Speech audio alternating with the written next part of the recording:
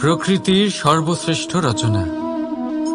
যে অঙ্গ প্রত্যঙ্গ আমরা লাভ করেছি প্রত্যেকটির মধ্যে একটি নিজস্ব বার্তা রয়েছে। একটু ভেবে দেখুন, দুটি চোখ দিয়েছে দেখার জন্য, দুটি কান দিয়েছে শোনার জন্য, নাসিকাও আছে দুটি, দুটি হাত দিয়েছে দ্বিগুণ পরিশ্রম করার জন্য।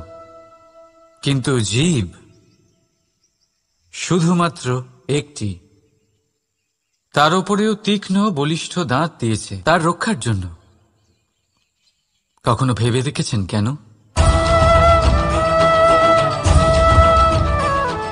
কারণ শব্দ আর শব্দের প্রয়োগ মানুষের সবচেয়ে বড় অস্ত্র, যার প্রয়োগ যত ভেবে চিন্তে করা যায় মানুষ তার জীবনে ততটাই উপরে উঠতে পারে।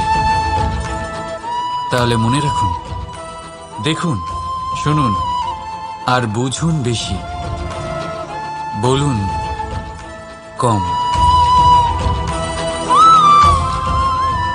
রাধা রাধা।